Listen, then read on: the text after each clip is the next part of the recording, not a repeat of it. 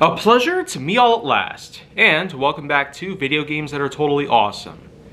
So I feel like that for this episode of Video Games That Are Totally Awesome, it's appropriate that we get back to Transformers. After all, I recently spoke of Transformers the game, which unfortunately didn't get much from my perspective, since I never owned the game and I've only known very little about its own plot, and the many other things that it introduced.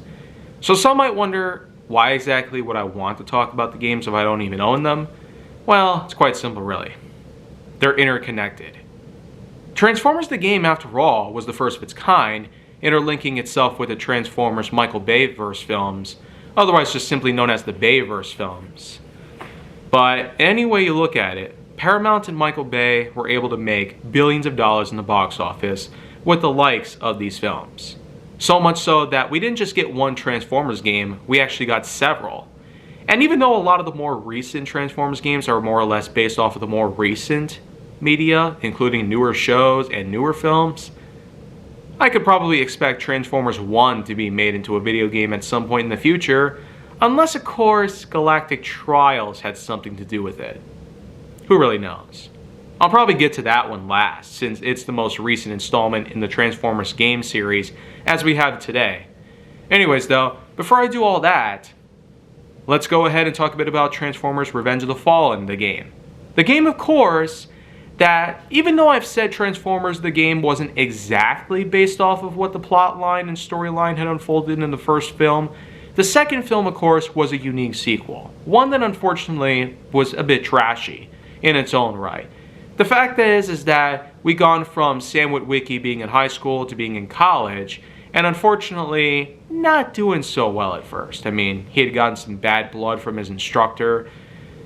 Basically, it was some sort of psychokinetic link between him and whatever remnants of the Allspark had come around. So you could say that Sam is now a carrier of whatever energy was left inside that cube prior to its disintegration into Megatron's chest. So, what do we have here in the game? Well, it doesn't exactly follow every bit of detail here. Because unlike with most of the other games, it actually does follow along with what the storyline of the second film had to give us, but it does sort of invent its own sort of plotline and storyline, and even though it's similar, it's not the same thing. Some of us might just call it a flyover of the film itself. Because while we do have ourselves the main cast, Jazz unfortunately was killed in the first film, so it's disappointing in a way to not see him in this film, but that's what happened in the second film. Since he was killed in the first one, there was no point in bringing him around unless they found a way to do so. So, we do still have 5 characters to play with though. I mean, we got Optimus, Ratchet, Bumblebee, Ironhide, and a new character named Breakaway. Yeah, this guy turns into a camouflaged fighter jet. And if you thought Starscream was amazing as a fighter jet, well, here comes Breakaway. In a similar fashion to how we have Starscream as an F-22 Raptor in the films. But we will say that Breakaway is actually more or less part of the live-action Aerobots, which doesn't just include Breakaway in this instance, but there's also Silverbolt and Air Raid, just to name a few here. And unfortunate as it might sound, we don't entirely get a Superion combination between these bots. That is, unless we're talking a bit about the construction cons, in which they do transform into good old Devastator. Obviously his design was one for the history books, and is rather hilarious. It's like some sort of dog that hadn't been neutered yet. I said that.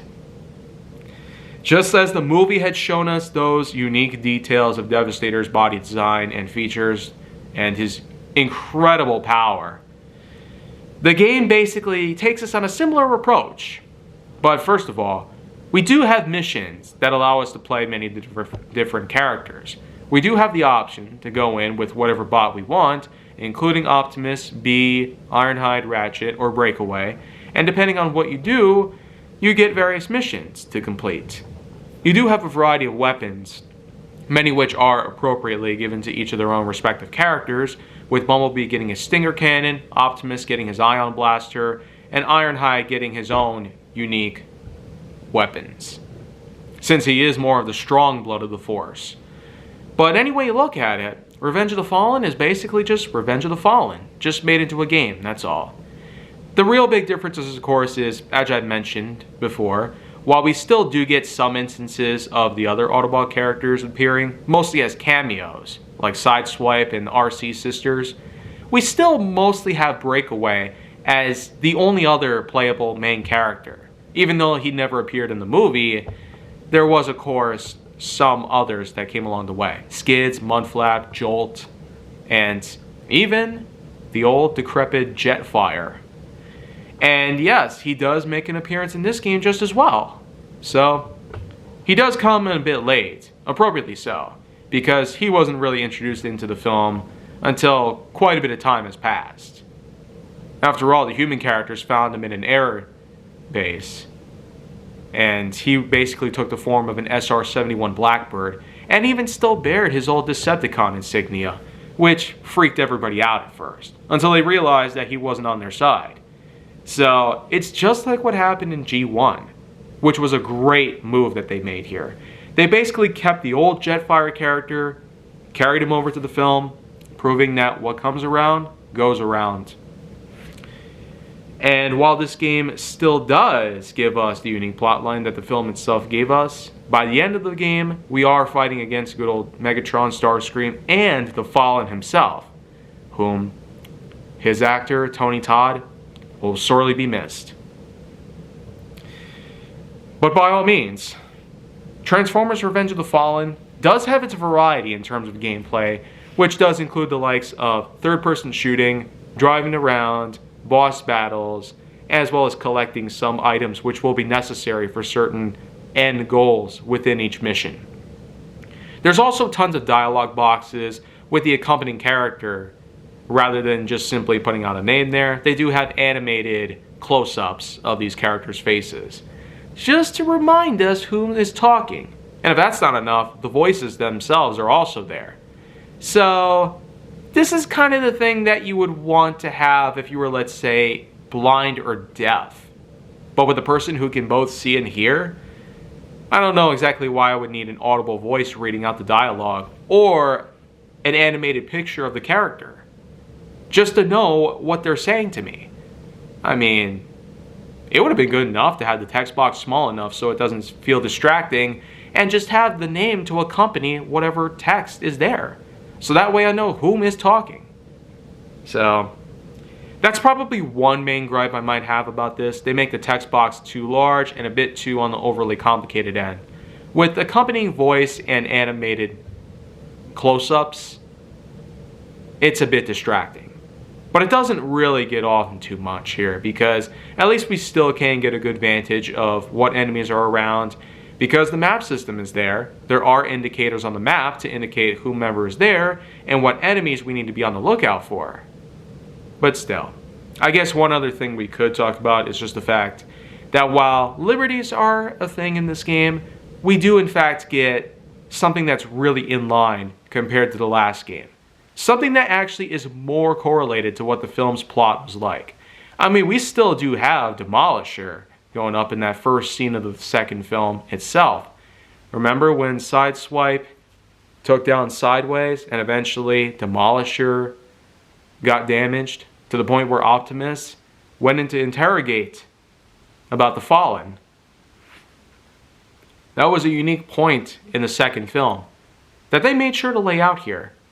Other key moments in the film were also present in this game, so not exactly perfect as a means of adapting a movie into a video game, and also taking advantage of having another main character in it when that wasn't really prevalent in the film. They could have just stuck to Sideswipe or someone, because after all, his live action appearance was rather popular. I mean, quite slick and stylish, and a bit shiny, as a Corvette Stingray. What more could you possibly want? In any case though, I do at least have to commend to these guys. They sure did a good job with giving us a game that actually does follow the movie much better.